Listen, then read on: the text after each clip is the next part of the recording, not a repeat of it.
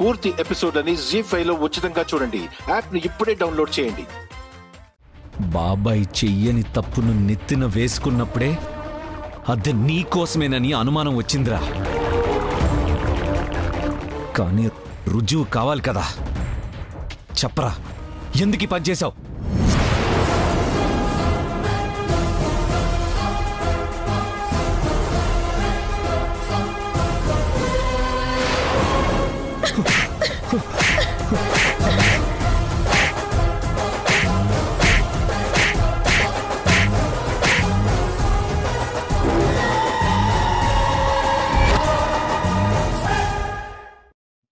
పాపత్ముడా, ఎంత పని చేసావురా!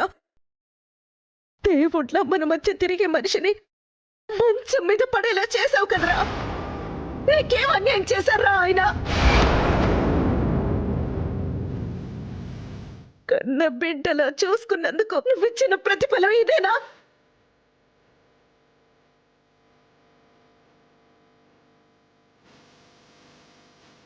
రేయ్, నువ్వు చేసిన పాపానికి నా కొడుకుని అనుమానించాను కదరా.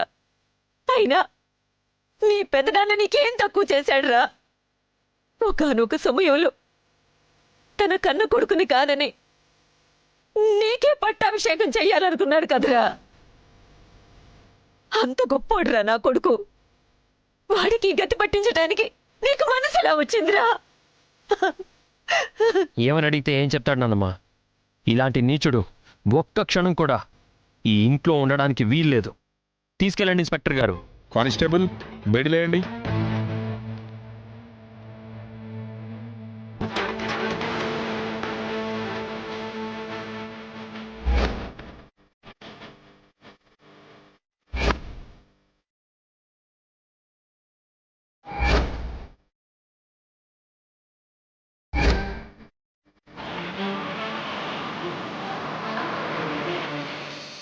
క్షమించండి వదిన గారు.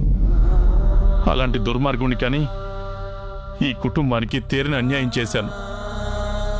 మీరేం చేస్తారు మరిది గారు? వాణ్ణి కన్నారు కాని వాడి బుద్ధిని కాదు కదా. బాబాయ్, మీరెలాంటి వారో మాకు తెలుసు. వాలి తప్పు చేశాడు కాబట్టి శిక్ష అనుభవిస్తాడు. మీరు ఈ విషయం గురించి బాధపడద్దు.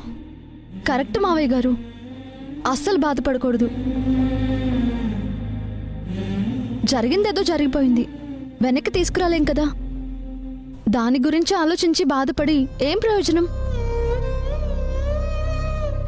జరగబోయేది మన చేతుల్లో ఉంది, దాని గురించి ఆలోచించాలి.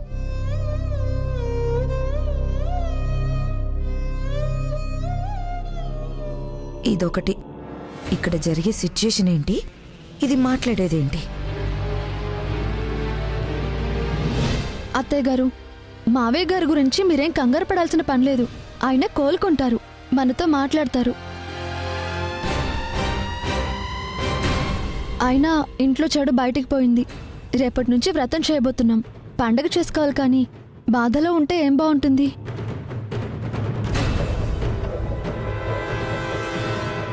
చిన్నదానివైనా చక్కటి మాట చెప్పావు.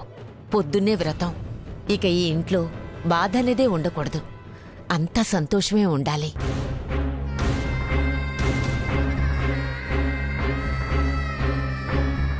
పూర్తి ఎపిసోడ్ అని జీ5 లో ఉచితంగా చూడండి. యాప్ ని ఇప్పుడే డౌన్లోడ్ చేయండి.